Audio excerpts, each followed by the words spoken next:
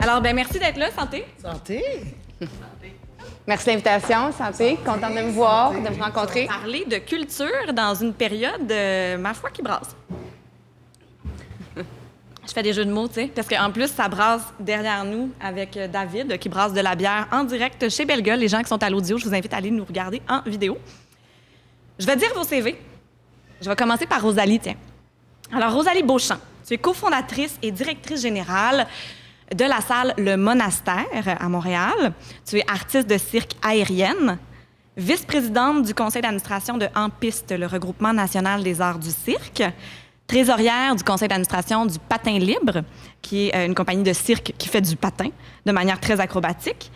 Tu as gagné différents prix dans ta jeune carrière de gestionnaire, dont justement le prix Jeune gestionnaire de la chaire de gestion des arts Carmélia et Rémi Marcoux à HEC Montréal. Et aussi, tu es lauréate au concours Arista en 2023 dans la catégorie Jeune entrepreneur en culture. Bravo pour tes prix. Merci. Michel G. Barrette, metteur en scène, auteur, directeur artistique.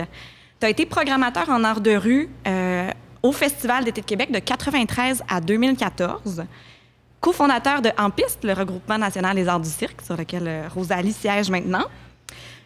En 97, là, que ça a démarré En Piste, mais probablement avant, mais avec un autre nom. 94 et... Le nom... Fait que le nom, il a pris 3 ans à se confirmer. Il a fallu trouver une directrice générale. Et c'est voilà. là que ça s'est... OK, mais quand même, 94 pour l'historique. Cofondateur du regroupement des arts de rue du Québec, qui a été fondé il y a 15 ans. On dit souvent 2009, mais c'est décembre 2008 au registraire des entreprises du Québec. Et tu as été membre du CA de 2009 à 2011, puis de 2018 à 2021. Tu es aussi auteur du mémoire du regroupement des arts de rue du Québec sur le statut, au sujet de la refonte de la loi sur le statut de l'artiste au Québec. Anciennement comédien et acrobate. Tu étais membre de l'équipe originale du Cirque du Soleil de 1985 à 1989 comme artiste, directeur artistique en tournée et metteur en scène. Et puis, formation à la base comme mime et acrobate. Mime, en fait, corporel à l'école d'Étienne Decroux à Paris. Donc, vraiment une école historique pour les gens qui connaissent le théâtre physique. Erika Alnéus, maintenant. Donc, Erika Alnéus, qui est membre du comité exécutif de la Ville de Montréal, dans le rôle de responsable de la culture, du patrimoine, de la gastronomie et de la vie nocturne. Conseillère de la Ville dans le district de Étienne-des-Marteaux, dans Rosemont-la-Petite-Patrie. Anciennement conseillère au développement philanthropique pour l'organisme 3 Points. Anciennement agente de développement de projets au Carrefour Jeunesse-Emploi de Cartierville. A œuvré pendant plus d'une dizaine d'années dans le milieu communautaire et à but non lucratif, diplômé en gestion philanthropique de l'Université de Montréal. C'est vraiment des invités très, très inspirants qu'on a là. Je l'ai dit tantôt, puis je le redis. A siégé sur plusieurs conseils d'administration, là, le Conseil de presse du Québec, Concertation Montréal, le Carrefour d'aide aux nouveaux arrivants, le portail VIH-Sida du Québec et Génération d'idées. Puis le saut en politique s'est fait en 2021. Bonjour, moi je m'appelle Léa Philippe. Je suis clown.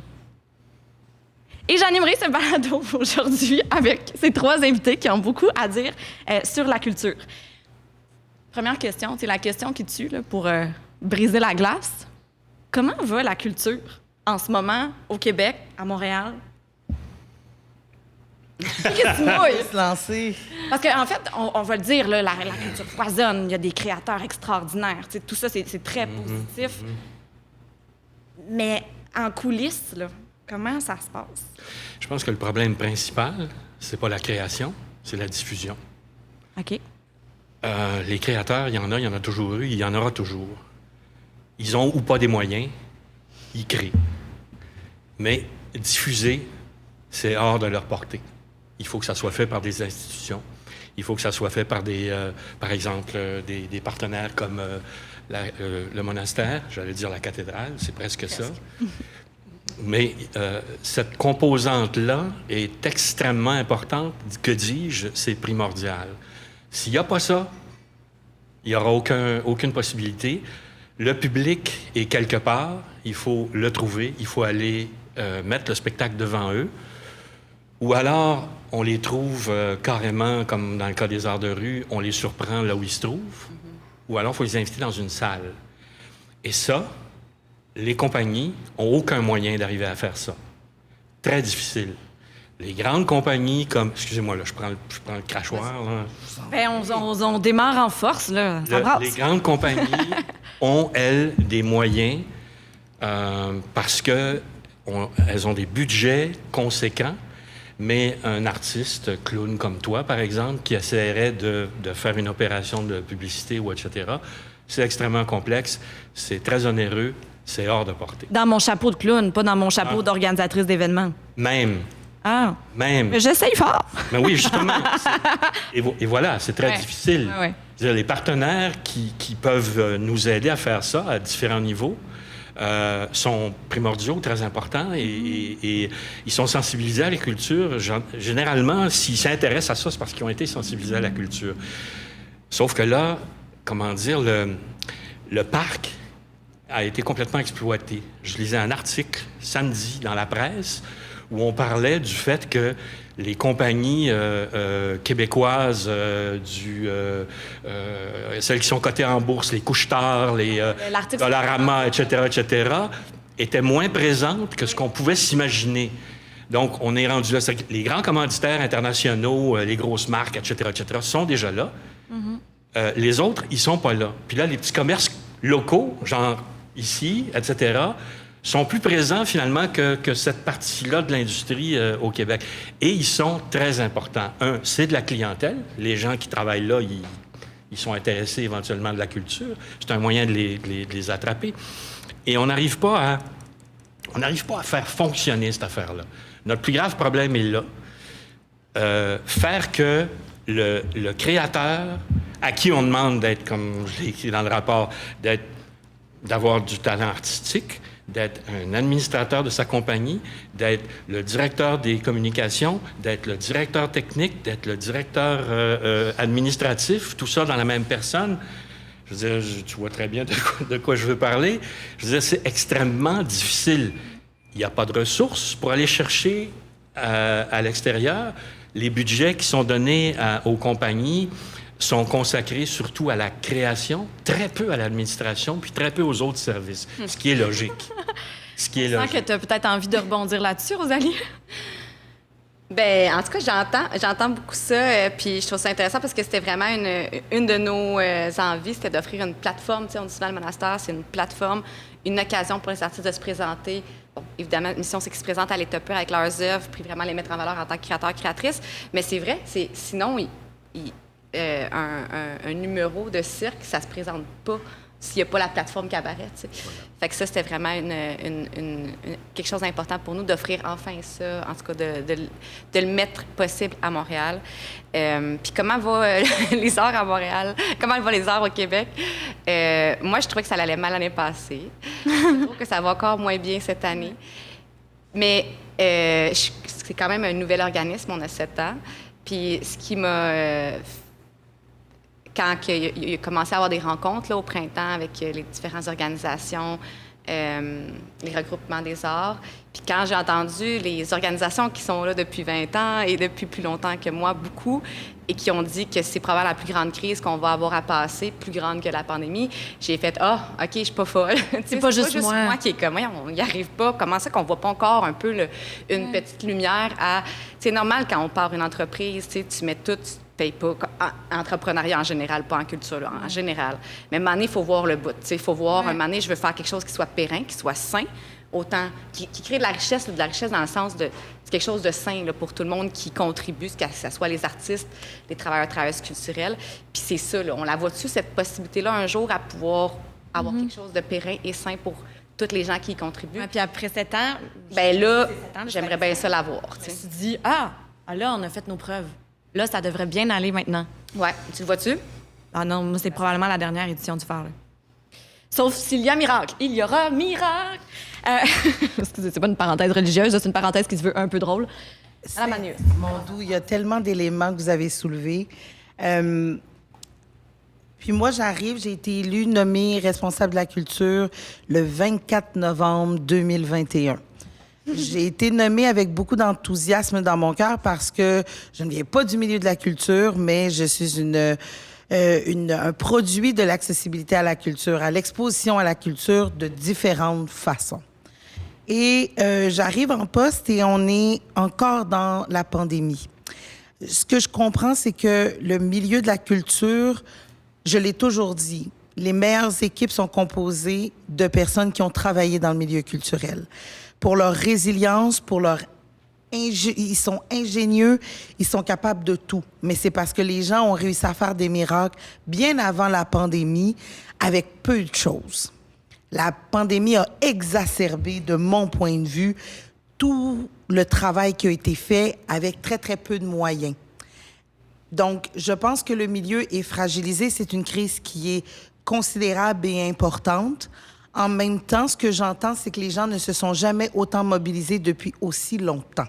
Et ça, pour moi, je trouve ça rafraîchissant parce qu'on doit avoir des conversations sur comment on vit dans ce nouveau paradigme. Pour moi, la pandémie n'est pas terminée parce qu'on vit ses conséquences. C'est facile de dire, OK, il n'y a plus de virus. Le virus est encore là, mais il ne nous affecte pas, mais il a affecté des pans de notre société, incluant le milieu culturel. Et aujourd'hui, sachant qu'il a été résilient beaucoup plus qu'il devait avant et qu'il fait face à cette pandémie, comment on revoit le tout ensemble? Et je pense beaucoup à l'avenir, à la relève. Je ne pense pas que je suis faite pour être assise sur cette chaise pour les 50 prochaines années. Il y aura des gens qui me remplaceront. Mais qu'est-ce que je vais laisser en place pour eux? Sachant que là, on est en milieu de crise. Je suis pas quelqu'un qui met des lunettes roses pour le fun de mettre des lunettes roses, mais je crois qu'à travers des crises, il y a une opportunité à saisir, puis il y a un cycle à vivre, mais je peux très bien...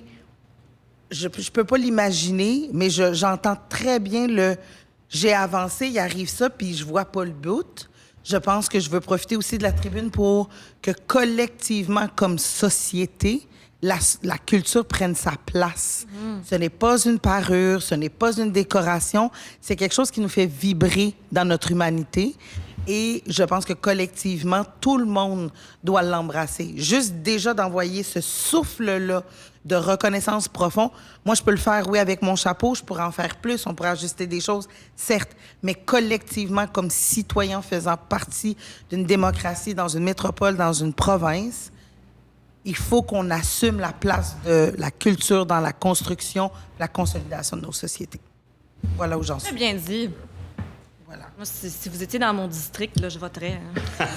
Ceci ne se veut pas une pub électorale. Non, tout à fait, mais je trouve que vous me semblez sur votre X.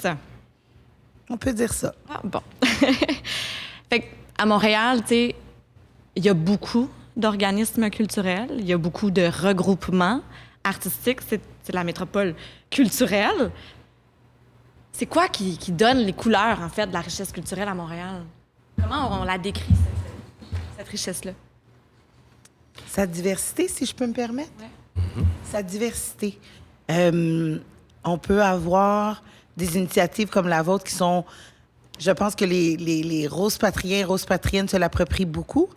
Comme on peut avoir des déploiements énormes qui touchent toute la ville.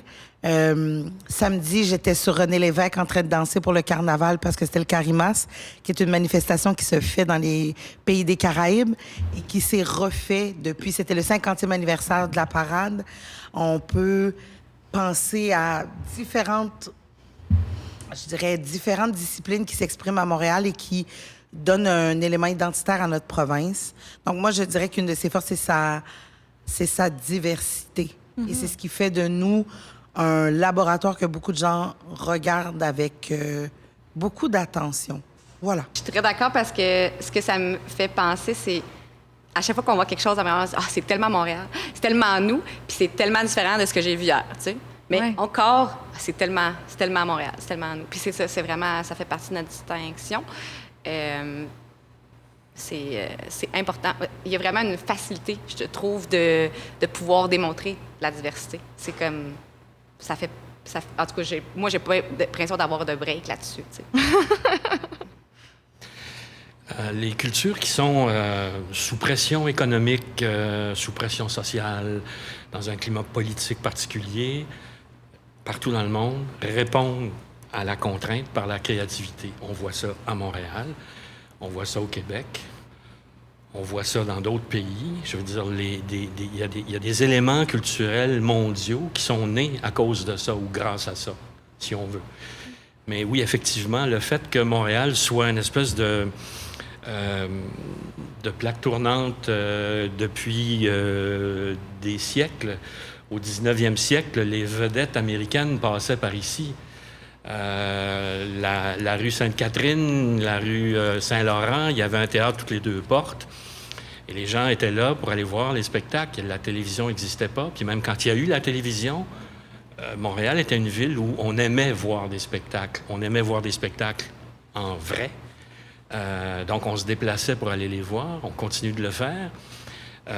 Et il s'est ajouté, je prêche pour ma paroisse, il s'est ajouté une forme qui est celle des arts de rue, des arts vivants, des arts en plein air, et qui complémente l'affaire. Dans la mesure où ça fait partie, à mon avis, de la richesse culturelle de Montréal et du Québec, parce qu'il y a d'autres villes qui s'intéressent à ça. Mais c'est une signature, comme tu dis, c'est tellement Montréal. Il y a des choses ici qu'on ne trouve pas ailleurs. Il se fait des arts de rue ailleurs. Il se fait des arts du cirque, il se fait de la chanson, etc. Mais la façon dont on le fait ici, c'est particulier. On a une signature. Puis c'est, en tout cas, en cirque déplorable, en quelque sorte, qu'on capitale de cirque, tout ça, mais 90 des créations sont à l'étranger, vont être présentées à l'étranger. Voilà. 90 des créations en cirque. Environ, que ça soit autant pour les compagnies que pour les travailleurs autonomes, c'est environ 90 du chiffre d'affaires qui va être fait à l'étranger. On crée ici, on s'entraîne ici, mais on va exporter parce que la diffusion se fait beaucoup plus à l'étranger. Une autre raison pourquoi on voulait vendre le monastère, puis basé à Montréal pour offrir... Il y avait un besoin. Enfin, nous, de se présenter au Québec, de se présenter à l'État peu avec nos œuvres, mais aussi, enfin, d'offrir ça aussi aux... Offrir une salle de... C'est ça, on n'a pas vraiment présenté à date une salle de spectacle un peu plus petite, un peu plus... Comment décrirais-tu le monastère, en fait? Bien oui, on veut que ça soit plus intimiste, effectivement. Là, on se sent proche de la scène, on le vit, on entend, on sent les artistes. Plus expérientiel aussi parce que on voulait que ça soit une salle de spectacle, oui, mais on vit une soirée. Le bar est juste à côté, c'est des petites tables, on vraiment l'aspect cabaret, la scène 360. On va le vivre avec les gens aux côtés de nous qui sont peut-être même pas les gens, on est proches, là. Puis c'est ça qu'on voulait que les gens puissent connecter dans leur... Le fait de vivre les arts vivants, c'est extraordinaire, mais tu sais, si tu étais tout seul dans la salle, ça serait pas aussi fun. C'est un travail collectif. Tu n'as pas dire, hey, je suis dommage chanceux, je suis à côté de la scène, l'artiste extraordinaire me donne tout ça, mais ce partage-là, il est un entre le public et l'artiste, mais il est aussi entre le public et le public. Tu sais. Cette connexion-là est vraiment... Avec des soirées DJ. On avait DJ Flip Phone dans un autre épisode du balado, qui est Sarah Laurando, en fait, qui nous vous a parlé de la grande manifestation. Ouais. La grande mobilisation, pardon, qu'il y a eu. Donc, c'est un besoin d'avoir une salle de ce genre-là pour les artistes de cirque. Pourquoi? Ben, je parle du cirque principalement, mais c'est ça, on est reconnu au Québec, mais il y a un paradoxe énorme. On est reconnu, mais on le connaît pas. Là. Le public... Il y a vraiment un extrême. On connaît le cirque à cause du Cirque du Soleil. Même des fois, c'est encore le cirque traditionnel qui vient à la tête des gens, mais on ne connaît pas toute sa diversité. On parle de la pluralité des disciplines en art. On parle, moi, je trouve qu'on ne parle pas souvent du cirque. J'imagine que tu dois te dire la même chose. Quand j'entends à la radio des gens parler de toutes les formes d'art et les poètes et les poétesses et les slammers, etc., mais on n'entend même pas le mot circassien, circassienne. J'imagine que tu dois dire la même chose. Hors de rue, c'est encore pire. Bien, c'est ça. Puis là, après, on parle de la pluralité des disciplines. Dans la discipline du cirque, bien, on les reconnaît pas, les autres compagnies de cirque, en tout cas pas encore beaucoup au Québec. Fait que, pour nous aussi, c'était de développer l'engagement du public envers cet art-là, puis de faire connaître l'artiste. Mais aussi, pour les artistes, c'est un lieu, un peu un banc d'essai, ou plus aussi pour des créations plus personnalisées, là. Exactement. Oui, c'est ça. Enfin, on voulait... souvent, en tant qu'artiste, on est des fois interprète. des fois créateurs, en tout cas, on passe par plein d'endroits. Puis nous, c'était vraiment l'idée de là, c'est ton espace pour être auteur-autrice. Tu nous présentes ce que tu as créé. Puis c'est tu nous amènes dans ton univers. C'est pour ça la plateforme Cabaret, tu sais, c'est dans toutes les arts, c'est reconnu que la petite forme, là, la petite forme égale cabaret dans mon cerveau, là, mais ça l'aide à un public à comprendre un art et à se l'approprier parce que dans une même soirée, tu vas découvrir différentes formes, des univers. Ouais. Différentes formes, autant de l'aérien que de la jonglerie. Et d'univers particulier d'un artiste. Fait que tu peux pas dire j'aime pas le cirque parce que t'aimes pas cette proposition-là. Fait que c'est un premier engagement vers peut-être quelque chose qui va être un peu moins facile d'accès ou en tout cas plus niché, etc. Tu sais, c'est des étapes, tout ça là aussi. Comment est-ce que Montréal est devenu une métropole de cirque reconnue à l'international pour le cirque, en fait? Il s'est trouvé que le Cirque du Soleil est né ici. Le Cirque du Soleil est né d'artistes de la rue qui ont décidé de visiter la ici, là, on parle au Québec, parce que c'était à Baie-Saint-Paul? Non, ça a été à Montréal. En fait, puis après ça a été Montréal assez rapidement, en fait. En fait, tous les artistes qui se sont retrouvés dans la première édition, étaient des artistes qui étaient québécois, montréalais, de Québec et d'autres. Il se trouve que La Liberté habitait à Baie-Saint-Paul, mais il n'est pas né à Baie-Saint-Paul. C'est un hasard qu'il s'est retrouvé là. Gilles Sainte-Croix habitait dans ce coin-là, mais je veux dire, c'était pas... mais c'est des gens qui fréquentaient les grands centres. La raison pour laquelle on a de la difficulté à diffuser cette forme d'art-là, c'est qu'en fait, elle est concentrée dans les grands centres. Bon, il y a un grand centre au Québec, Montréal. La moitié de la population est dans cette agglomération-là. Puis les autres villes, hormis Québec, Trois-Rivières, peut-être un peu Drummondville, Gatineau récemment, ils diffusent très peu de cirque, diffusent très peu d'art de rue, diffusent même très peu aussi d'autres formes de spectacles. La diffusion en salle à travers le Québec est un problème aussi. Donc, ajouter à ça la complexité de présenter du cirque. Je me souviens, à Rideau, j'ai été directeur artistique à Rideau pendant 8 ans, on était au moment où l'espèce d'efflorescence arrivait, avec Cirque Éloise, qu'on a présenté.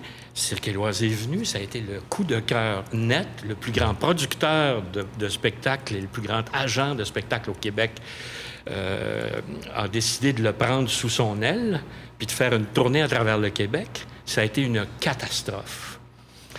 Les gens, quand on arrivait avec un spectacle comme ça, la complexité technique, le fait qu'on ignorait la forme, que c'était pas le Cirque du Soleil, parce que le Cirque du Soleil s'autoproduisait, il continue de s'autoproduire, puis les compagnies importantes font ça aussi.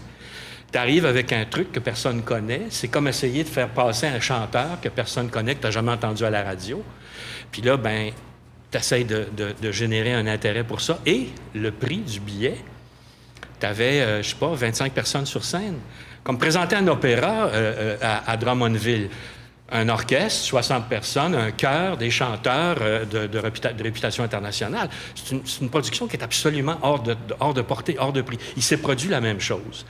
Donc, il y a eu une espèce d'effet d'arrêt net après cette chose-là. Après ça, essayer de tourner des spectacles de cirque, il fallait faire des petites formes. C'est ce que tu préconises. C'est un peu ce que tu présentes aussi. D'où l'idée de faire du cabaret ou du spectacle de variété, où tu as toutes sortes de choses. Mais c'est pas une forme qui s'exporte facilement, parce que là aussi, tu as encore un nombre. Tu arrives là avec plusieurs artistes qui ont des besoins techniques particuliers. Donc ça, c'est un frein énorme. On a essayé, par exemple, pour les arts de rue, de réunir les gens de la ville, de Montréal, pour leur expliquer ce que c'était. Ça, on a essayé qui, quand? Le RAR a... Le regroupement des arts de rue. Le regroupement des arts de rue. Le phare. Louis Tremblay et moi, on est autour d'une bière, on se dit ça n'a aucun sens qu'on ne soit pas capable de diffuser ce qu'on fait dans la plus grande agglomération au Québec. Je veux dire, c'est à tu vois, tu as 10 km par 30 km, puis on n'est pas capable de faire fonctionner ça. Ça ne se tient pas. Qui sont les gens qui sont les diffuseurs? On veut les voir, on veut les rencontrer, on veut leur montrer ce qu'on fait. On a fait ça, et c'est là que le verrou s'est ouvert auprès du Conseil des arts de Montréal. Merci. Et de telle sorte qu'à partir de ce moment-là, on a eu un intérêt de la part des diffuseurs. Là, on est loin dans l'historique. Fait que je vais juste faire une parenthèse pour mieux situer les gens qui nous écoutent, qui ne connaissent pas le milieu comme nous, on le connaît. Là, tu es en train de raconter probablement l'événement 333 minutes hors les murs, qui est un événement donc qui a mis sur la map, là, sur la carte, les arts de rue à Montréal, qui m'a fait découvrir le regroupement des arts de rue du Québec. Je t'arrête. On va y retourner. Oui, bien sûr. On va y retourner parce qu'on est rendu dans les arts de rue, mais moi, je veux revenir au cirque parce que Montréal est une métropole culturelle qui brille beaucoup par les arts du cirque. Comment se positionne Montréal par rapport à cette fierté-là? Il y a la TEU, il y a le Cirque du Soleil, il y a Montréal complètement cirque. Est-ce que ça fait partie d'une vision à la Ville de Montréal de préserver ce joyau-là? Comment est-ce que vous parlez du cirque là, dans les bureaux de la Ville? C'est une très bonne question. C'est drôle parce qu'on avait la semaine dernière, je suis allée assister à Géante. L'œuvre des 7 doigts qui est offerte gratuitement. Puis je veux faire le lien avec le travail du monastère et les propos de M. Barrette sur comment on démocratise. Si on parle mais particulièrement le cirque, je pense que ça reste une forme pour certaines personnes qui est dispendieuse. Ça me coûterait cher aller voir du cirque. Donc, je me sens quand même la responsabilité de m'assurer, sachant qu'on fait des choses exceptionnelles. On a un pôle, je veux dire, le Cirque du Soleil est toujours là, la TOU est là, ils ont un festival, mais comment on démocratise ça? Comment on s'assure que les gens ont accès à cette forme d'art-là? C'est vraiment une vision qu'on partage parce que c'est effectivement une fierté. Et je dis souvent que les Québécois, on est des Latins avec un flocon de neige sur la tête. Les Montréalais, on est exactement ça, mais juste avec un petit peu plus de swag. L'enjeu qu'on a, c'est comment cette pudeur-là, on peut juste la transformer avec un petit peu de fierté. Puis de dire qu'on fait des choses exceptionnelles, puis qu'on a envie de la diffuser partout au Québec, je pense que ça, c'est un terrain important à exploiter. Comment, comme pôle du cirque, on peut amener des gens à venir voir ce qu'on fait. Et j'aime le fait que la première fois que je suis allée au monastère, tout ce que vous avez décrit, c'est exactement ce que j'ai vécu. Puis, comme je vous dis, je suis une néophyte de l'art du cirque, je suis juste une enthousiaste. Mais d'aller à votre cabaret m'a permis d'apprendre une certaine forme, ce qui fait que je suis retournée plus souvent. Puis quand je vais voir des spectacles, je suis plus ouverte à « OK, c'est ça que ça veut dire » ou « Voici la proposition artistique qui m'est offerte. » Donc, pour moi, la vision que je partage, c'est comment de si belles choses qui se font chez nous est encore plus démocratisée auprès des citoyens. C'est ça aussi. Et je pense qu'on a encore de l'éducation à faire sur les formes de disciplines artistiques, mais tout particulièrement le cirque, parce qu'effectivement, je pense qu'on a le syndrome du Cirque du Soleil, mais il y a plein de manifestations qui se font. Je suis allée voir Barbu du Cirque Alphonse. J'ai sorti de là en hurlant. De bonheur. Bonheur. Je les ai trouvés géniaux. Quelque chose de très québécois. Ils viennent de Saint-Alphonse-Rodriguez, merci. Je veux dire, la madame avec les 2 tresses puis les 2 cakes de bière qui tournent, je veux dire, je hurlais. Mais c'était purement nous. Et comment on s'assure que ces formes-là sont encore plus démocratisées? Plus les gens, dans leur quotidien, auront accès, plus je pense que les gens vont pouvoir embrasser ces formes d'art-là. Voilà. Rosalie a levé le doigt. C'est la première fois en cette entrevue. Très polie, madame. Vas-y, prends parole. Sur 2 questions, parce que je ne sais pas c'est quoi les chiffres, je m'en souviens plus, mais on l'a vu au dernier AGA dans piste, mais c'est quand même un des arts les moins vus que dans son pourcentage d'humains au Québec. Est-ce que dans ces statistiques-là, il y avait aussi la marionnette? Je m'en sais plus. Mais bref, je pense que c'est le genre de données qui devraient être utilisées, en fait, pour peut-être se dire sur quoi on devrait mettre un peu d'énergie et entendre plus souvent parler d'eux, parce qu'on n'a jamais entendu parler de cirque quand tout le monde en parle, à part quand il y avait eu... Bien, enfin, on n'a même pas entendu parler de cirque quand la Liberté est allée. C'est pour ça que j'ai fait notre propre Tout le monde en parle. On est là. C'est ça. Puis quand, voyons, j'ai perdu son nom, mais quand le choix à la TAU, qui était... En tout cas, bref, ça n'arrive pas. Fait que peut-être mettre d'amour un peu plus sur certains arts qui, les gens vont pas les voir, malgré qu'on est des experts énormes et qu'on va partout dans le monde et qu'on est reconnus partout dans le monde. Et mon deuxième point est justement Barbu ou n'importe quel autre show qu'on connaît, qui, en Europe, en Allemagne, par exemple, tournerait pendant 3 mois potentiellement à la même ville, une ville plus petite que Montréal. Tu sais, moi, quand j'ai fait les cabarets en Allemagne, là, c'était ça. Là. Puis c'est pas une histoire de son plus. C'est des villes plus petites que Montréal, puis on faisait 3 mois du même cabaret. Puis dans une ville 2 heures plus loin, bien, il y avait aussi un autre cabaret qui tournait pendant 3 mois. Le même cabaret. Fait que, tu sais, nous autres, on a de la misère à faire 6 dates. Tu sais, on a peur parce que si on les vend pas toutes nos dates, ben ça nous fait vraiment mal financièrement. Fait que, tu sais, il y a vraiment une éducation énorme à faire au niveau... Tu sais, c'est pas juste au niveau du nombre de gens, c'est au niveau du pourcentage de consommation. Et dans le cadre de chaque discipline. Exact, oui, tout à fait. Non, mais je pense que tout le monde loge à la même enseigne. C'est difficile. C'est difficile pour la chanson, c'est difficile pour le théâtre, c'est difficile pour la danse. C'est difficile pour les enseignants. Bien aussi. Je veux dire, c'est une espèce de forme de spectacle, ça aussi. Non, mais dans le sens, je veux dire, les autres métiers aussi, il y a une crise en général. Mais il faut... En fait, c'est que le contexte culturel nord-américain est différent du contexte culturel européen que tu décris. La plupart des compagnies qui ont une véritable valeur artistique tournent à l'étranger. Ils tournent pas beaucoup au Québec. C'est ça qui est le grand malheur. Il faut les faire tourner. Et là, on n'a pas besoin d'aller faire des tournées à Chibougamau à chaque fois. Hey, c'est le fun, Chibougamau. Je suis allée l'été passé pour faire du clown. Imagine, dans des excellentes conditions. As-tu vu la réception que tu as eue? C'était extraordinaire. Ils t'attendent comme Voyons, j'ai été payée pour faire 2 jours de Jean-Guy. Ben oui. Vous irez voir mon concept de Jean-Guy. C'est là qu'il y a une photo qui apparaît. Mais... J'en reviens au fait que la moitié de la population du Québec est concentrée sur Montréal et la région. Et eux, même ça, on arrive difficilement à le desservir.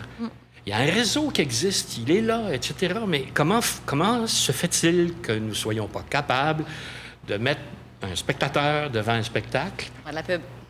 Pardon? Ça prend de la pub. Ça prend, c'est ça. Le problème de la diffusion, encore une fois. Puis nous, la première personne qu'on a engagée bien avant de nous payer, là, les cofondateurs, c'est quelqu'un en marketing puis en com. Et voilà. Mais ça, c'est à petite échelle. Mais moi, je pense que ça prend de la pub à plus grande échelle. Là, je rêve d'une... Deuxième emploi qu'on a... Comme quand je me souviens plus à quel âge, tu sais, 5 fruits et légumes, 30 minutes de... Oui, mais il devrait se faire en culture. Ben, écoute, ça devrait se faire en culture. David Bussière. On ne consomme pas de culture au Québec, pas assez. Puis d'avoir une plus large là, que moi, mon équipe de com, là, plus large que les réseaux de en piste qui faisaient la com pour le cirque, plus large que les réseaux des arts qui faisaient la pub pour les arts. Comme ça le gouvernement appartient à d'autres. Là, David Bussière était ici. David Bussière était ici pour une entrevue, David Bussière de Alpha Rococo. Et il proposait ça. Je pense que vous devriez partir une agence de pub ensemble. Lui, il disait le mouvement Musique Bleue, un peu que Philémon Simon a parti pendant la pandémie. Pourquoi, pendant le temps des fêtes, il y a des annonces du lait, du porc, du Québec, de plein d'autres choses, des annonces gouvernementales pour consommer d'ici, mais pas une annonce consommer la culture d'ici? Exactement. Alors, partez une agence de pub, il y a peut-être plus de budget dans ce domaine-là. Bien, c'est sûr que la pub paye mieux que les arts. Et voilà un autre problème, hein? Les gens, Tout à fait, les gens qui sont en art, les expertes qui s'en vont dans... C'est une bonne piste de solution. Moi, j'aime ça, Rosalie. Tout à fait. C'est-à-dire que les deux cas que tu exposes ils ont engagé des compagnies qui font cette promotion-là. Des firmes de relations publiques qui sont des professionnels de ces questions-là. Il faudrait que nous, le milieu, nous fassions ça. On taponne là-dessus. Je trouve ça insupportable personnellement parce que ce qu'on fait, c'est extrêmement valable. C'est aussi valable que quoi que ce soit d'autre comme activité. Puis économiquement, c'est plus... $1 investi en culture en génère 5. Il y a 5. Il n'y a aucun... Ça, c'est les statistiques de l'Institut du Québec. Il n'y a aucun secteur industriel qui fait autant. Et on niaise avec la POC. On s'entre-déchire entre nous. On n'essaye pas de coaliser tout ça puis de faire qu'on va faire un mouvement qui, au lieu de vendre du porc, va vendre de la culture. J'ai rien contre le porc. On n'a rien contre J'ai le porc. rien contre le porc.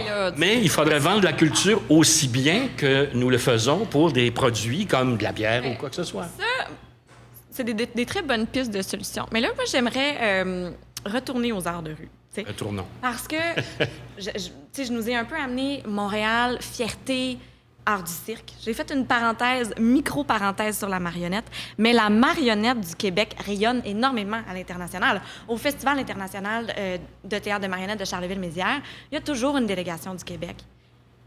Le regroupement des arts de rue du Québec a fait une délégation des arts de rue au Festival international d'art de rue, je ne sais pas si c'est ça le libellé, là, mais oui, de Aurillac.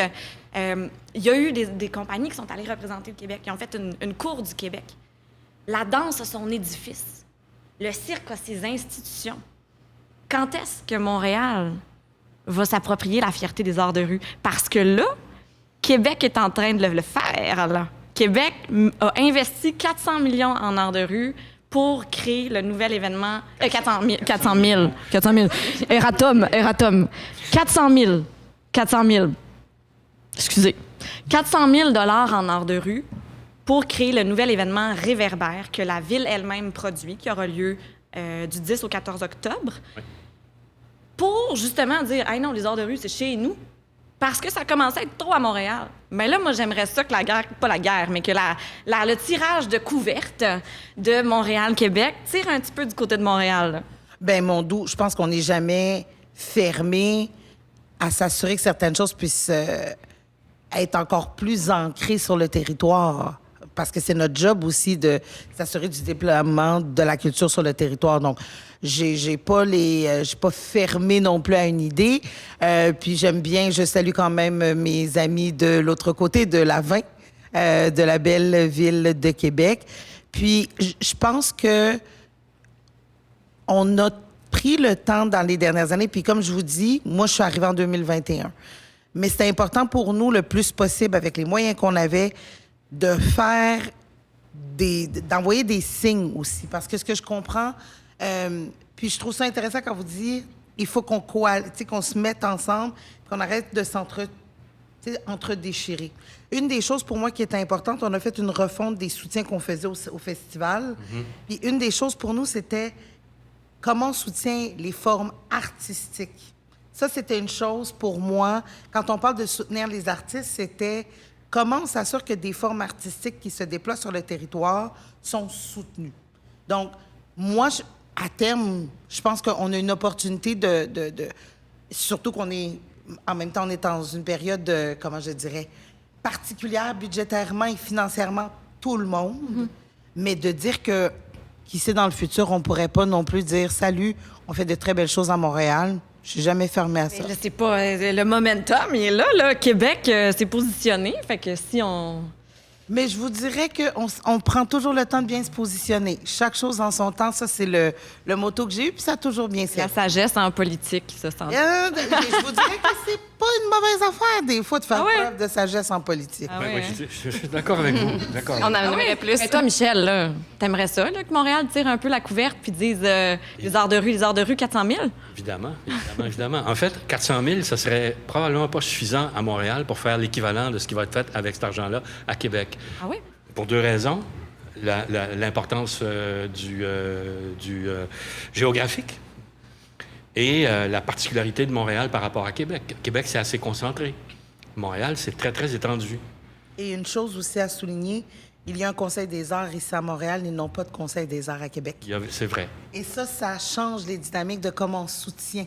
Okay. C'est sûr que, et c'est important ce que M. Barrette dit, on est une agglomération dans la moitié du Québec. On peut définitivement en faire plus, mais les leviers que la Ville de Québec peut... C'est pour ça qu'il faut faire attention quand on compare, parce que eux, pour 500 000, 600 000 personnes, ce 400 000-là est important. Moi, il faut peut-être que je réfléchisse à peut-être, si j'ai à prendre une telle décision, ce sera peut-être... Le 400 000 peut être bien, mais est-ce qu'il est probant? Est-ce que c'est pas... C'est pour ça qu'il y a des réflexions à avoir de manière plus large. Ouais. Puis j'entends très bien ce que Mme Beauchamp disait sur... comment on priorise, comment on essaie de mettre des choses de l'avant. Ça, c'est des décisions qui sont pas tout le temps faciles à prendre comme élu, mais sachant qu'on a des forces vives, il y a des formes artistiques qui sont aimées, reconnues et on est bon. Il faut que j'ai ce pas de recul-là en sachant qu'il faut que j'ai un impact, non pas sur 500 000 personnes, mais sur 4 millions. Et à l'international. C'est Exactement. ça. Il y a une donnée que les arts de rue intègrent, que les autres formes d'art n'intègrent pas aussi bien. C'est-à-dire, c'est tout le volet diversité, tout le volet contact direct, tout le volet, entre guillemets, social de l'affaire. C'est qu'on peut intervenir n'importe où dans une ville avec une forme comme celle-là, puis c'est toujours adapté. C'est pas le cas de toutes les autres formes. Je prêche pour ma paroisse, bien sûr. Je veux dire, c'est gros comme une maison, mais si on veut faire ça à Montréal, je pense que ce serait l'occasion parfaite parce que, justement, le milieu est propice à ce genre de choses-là, à des propositions de cette nature-là. Donc, prenons le défi d'essayer de créer un élément. Prenons le défi d'essayer de créer un élément de diffusion qui est un problème qu'on a identifié, qui permettrait justement de démocratiser dans des endroits où ils n'en voient pas souvent. C'est assez étonnant de voir qu'à Pointe-aux-Trembles, ils sont moins bien servis qu'au centre-ville, ce qui est logique. Mais en même temps, ça ne l'est pas. Tu te dis, coudonc, pourquoi est-ce que ces citoyens-là ne sont pas traités comme les autres? Donc, un événement qui aurait peut-être une nature plus éclatée que ce que Québec va faire, que je connais assez bien. Je sais comment ils vont faire. Je ne sais pas si vous avez déjà vu ce que le Carrefour faisait. Où vas-tu quand tu dors en marchant? C'était concentré sur un site. Mais il y avait tout dans le site. C'était vraiment intéressant. Ça, pour Québec, ça convient. Pour Montréal, ce ne serait pas assez. Il faudrait faire quelque chose. Il faudrait en faire 3 ou 4 comme ça, disséminés sur le territoire. Mais je trouve ça intéressant parce que, puis je vais partir à l'automne, on fait la démarche de présentation pour la politique de développement culturel. Et c'est intéressant parce que c'est comment on développe la culture sur le territoire. Donc, ça va être une excellente occasion. Donc, je prends ces informations-là pour les mettre dans ma besace. Mais si vous voulez aussi participer, il va y avoir plein de consultations à l'automne à ce sujet. Parce que ce que vous apportez, c'est l'aspect de l'équité territoriale. Comment on s'assure que sur un territoire donné, on est capable d'offrir ce type de culture-là, tout en respectant un aspect local. Oui. Où, moi, je sais qu'à Rosemont, il y a des choses. Je suis dans Étienne Desmarteaux, c'est où se trouve le cinéma Beaubien, le parc Monson, puis ça amène un certain pôle. Il y a des galeries d'art, ça amène une certaine dynamique culturelle. À Pointe-aux-Trembles, je prends la bibliothèque Serge Bouchard qui a été renommée il n'y a pas longtemps. Il y a le parc Saint-Jean-Baptiste. Tout ça amène aussi une vitalité culturelle qui est propre. Donc, je trouverais ça intéressant. C'est une invitation. Vous n'êtes pas non plus obligé d'écrire en mémoire, mais moi, je mets ça dans ma besace, dans la réflexion à avoir sur le développement de la culture sur leur territoire et le rôle que les arts de rue peuvent jouer. Bien, le regroupement des arts de rue peut vous servir, peut vous être utile. Hey, savez-vous quoi? Je suis présidente du regroupement. Tadam! Badaboum! Badaboum! C'est pas moi qui assure le suivi quotidien. C'est Françoise Landry, qu'on salue, qui est extraordinaire. Qui est basée à Québec, fait que c'est intéressant parce qu'elle a la vision Québec, Montréal, Sherbrooke, Trois-Rivières. Là, je sais plus où je m'en allais. Je voulais rajouter des affaires dans la besace de Mme Alnéus. J'en ai d'autres à rajouter. OK. Vas-y en premier, Rosalie, parce qu'il nous reste vraiment pas beaucoup de temps. Puis je veux demander à Michel, je te prépare, là. Je veux te demander, c'est quoi la différence entre les arts de rue et les arts de cirque à ciel ouvert ou les arts en général à ciel ouvert? D'accord. Donc, pas juste le cirque.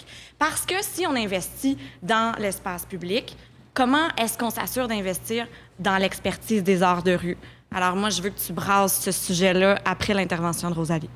Bien, c'est plus un concept, mais dans l'idée de levier, tu sais, évidemment, le levier financier, c'est le plus important pour nous soutenir et nous permettre d'être pérennes et d'être innovants, tout ce qu'on devrait pouvoir être à notre meilleur. Mais il y a d'autres leviers aussi. Ça me fait penser à ça pour les arts de rue, là, d'autres amis que j'entends parler. Des fois, c'est juste des lois qui n'ont pas de sens aussi. Ah, oui.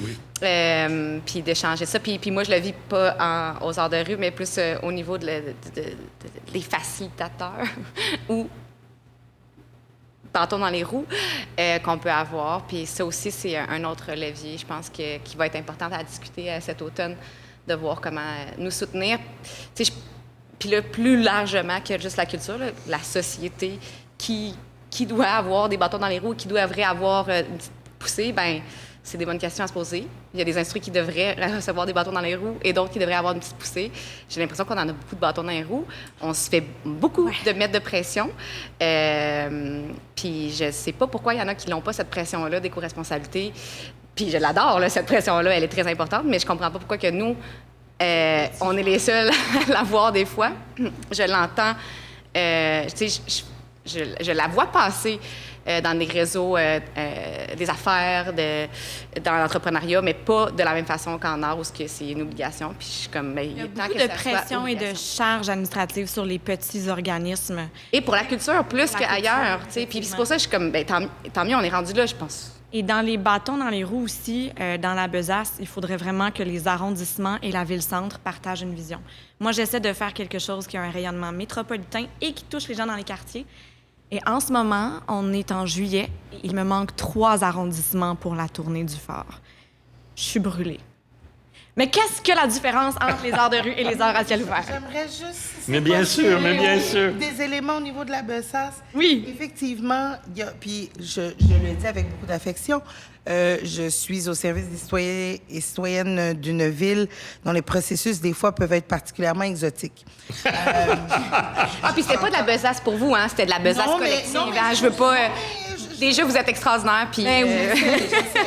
Oui, c'est drôle en plus. On essaye. Soulignons-le. On le dit collectivement. Mais j'accuse réception quand même. Parce Mais que on est dans la bienveillance. On va vous aider à la transporter à besace, là, c'est trop lourd.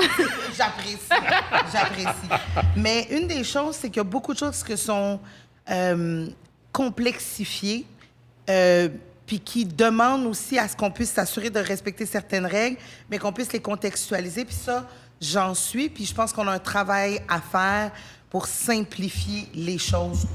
Tu sais, puis pour les simplifier, je parle juste de manière administrative, il y a peut-être des choses qu'on pourrait revoir qui pourraient alléger tout le monde. Puis ça, je pense qu'on n'a pas d'enjeu de prendre le temps de faire le tour. En même temps, je dois m'assurer d'une certaine reddition de compte auprès du citoyen. Il faut trouver la bonne façon. Puis des fois, j'ai juste des obligations mauditement légales. Bon, ça, on pourra tous aller au gouvernement du Québec et essayer de se battre pour des lois. Ça c'est un autre Monsieur combat. Lacombe, c'est la 2e fois qu'on vous interpelle dans ces entrevues. Mais ça, probablement plus que à 2. vous, Monsieur Lacombe, que je fréquente assez souvent et que je remercie pour la collégialité. On a plein d'aventures à vivre ensemble, mais je le salue très. Ça doit pas être facile de vivre dans vos shorts mutuellement. C'est un sport particulier, mais je veux revenir aussi par rapport aux arrondissements puis à la ville-centre. Je pense qu'au niveau de la vision, puis c'est ça qui est particulier, nous, on a un rôle à la ville-centre de pouvoir être un levier, de pouvoir être cette étincelle, mais il faut le faire en harmonie avec l'indépendance des arrondissements. Puis c'est là où c'est pas simple. Et je peux comprendre que ça peut être un peu la tour de Babel pour certains, puis je pense qu'on a, certes, à... Les 12 travaux d'Astérix, je dirais. Aussi. Puis je pense qu'il y a des choses qui méritent d'être harmonisées. Je vois des travaux qui se font en ce sens, puis on veut aller dans cette direction-là. Je pense à la politique de vie nocturne, où il y a des gens qu'on veut mettre ensemble pour essayer de faciliter certains éléments qui sont autant réglementaires que aussi dans les soutiens ou dans la mitigation ou dans la cohabitation. Donc, j'en suis, mais c'est aussi important, vu les leviers, les responsabilités légales de chacun, que je dois respecter ce genre de choses-là. Mais, comme j'ai dit, j'accuse réception. Puis je vous remercie d'offrir votre aide pour m'aider à porter un... En piste et le regroupement des arts de rue seront là. Michel, en 1 minute, je te dis une, mais je te dis une parce que je te connais, mais 2, OK? OK. Alors, la principale différence qu'il y a entre les formes d'art, disons, en salle, entre guillemets, j'inclus là le cirque en chapiteau, et les arts de rue, c'est le rapport qui est recherché avec le public. La nature des performances que tu présentes en extérieur, à ciel ouvert, comme on disait, peut pas se présenter nécessairement partout. Donc, on a adapté le contenu à l'extérieur. Et donc, on travaille à 360 degrés.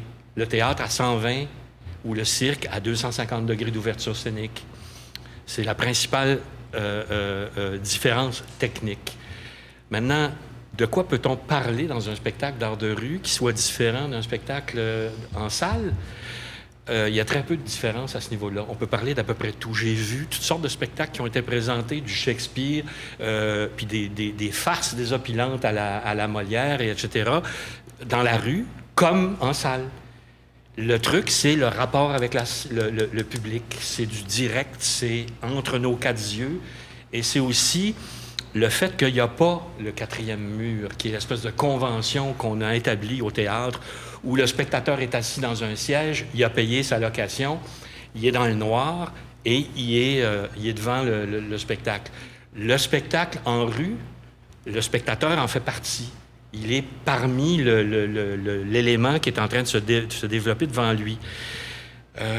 Ces choses-là existent depuis toujours. Les premières cérémonies particulièrement spectaculaires qui ont été présentées, les archéologues nous ramènent au néolithique, à Stonehenge, où on faisait une fête extraordinaire pour la levée du soleil, sur ce site-là, avec le ciel étoilé comme décor. C'est ça, un peu, les arts de rue. C'est-à-dire qu'il y a des moments où c'est gigantesque, d'autres moments où c'est minuscule. Il y a des spectacles qui se font. Il y avait un truc qui s'appelait le vélo-théâtre. Tu avais un vélo, il y avait un petit castelet là, puis ils faisaient des marionnettes avec... C'était délicieux. Tu avais 2 personnes qui regardaient ça. Puis tu as des spectacles gigantesques comme Le Géant de Royal de Luxe, qui est venu à Montréal pour le 375e. Il y avait 1 million de personnes dans les rues. Les gens sont tous devenus des enfants pendant les minutes où ça s'est passé devant nous. Et ça a rendu le plus grand service aux arts de rue, parce que on dit aux gens, « Ah, je connais pas les arts de rue. T'as vu passer Le Géant sur, tu vois, le boulevard René-Lévesque? » Ouais, ben c'est ça, les arts de rue aussi. Donc, aussi. De toutes les tailles, pour tous les publics. Pour tous les publics, pour tous les goûts. Toutes sortes de types de lieux. Les arts de rue s'adaptent aux lieux et au public.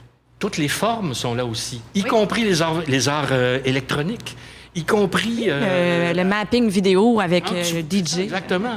Je veux dire, il y a des grands sculpteurs qui ont créé des choses extraordinaires. On pense à Riopelle, puis ça joute. Je veux dire, c'est de l'art de rue, ça. Et ce qui est merveilleux... C'est un truc qui est puissant. Tu es devant ça, puis tu te promènes autour, puis tu reçois. Et bien souvent, ça célèbre le patrimoine. De manière directe ou indirecte, les arts de rue font apprécier l'environnement. Par exemple, les ruelles de Montréal, qui sont absolument magnifiques. Sur ce, mes chers invités, nous avons dépassé de 1 minute. Et avant que nous soyons chassés, petit retour, conclusion sur vos belles personnes. Rosalie, le monastère, on va voir des spectacles. Cabaret tout l'été. Puis tout l'été. Vendredi, c'est gratuit. Les vendredis, guinguette de cirque dans le jardin. Animation. La gratuité. Qui fait beau.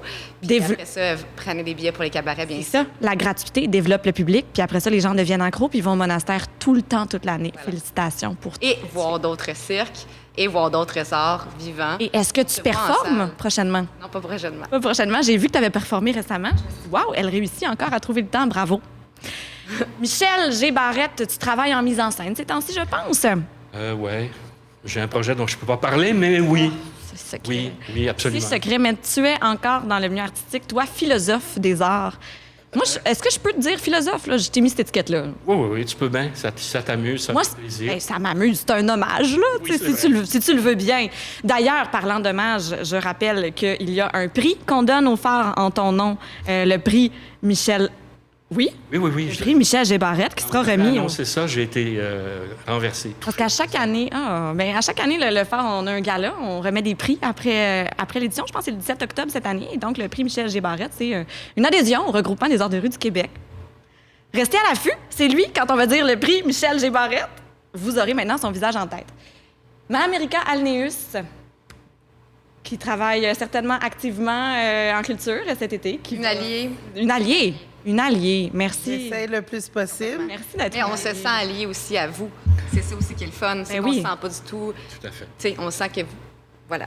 Non, mais... Ça me touche beaucoup que vous disiez ça. Je l'apprécie beaucoup.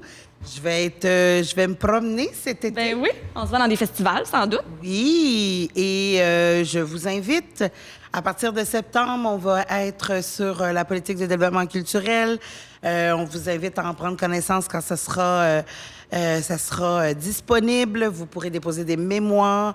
Donc, on veut vous entendre. C'est une opportunité en or de s'assurer de construire et bâtir notre métropole culturelle, puis que la culture soit vraiment transversale. Je le répète, la culture n'est pas une parure, mais une nécessité pour notre ville. Et la politique culturelle dont vous parlez, c'est la même politique culturelle dont Emmanuel Hébert parlait dans une autre émission. J'ai comme eu une hésitation sur son nom. Je suis désolée, la directrice générale de Culture Montréal qui était là dans un autre épisode. Merci! Santé! Merci, Belle Gueule, pour l'accueil. Merci, CISM, au son. Santé!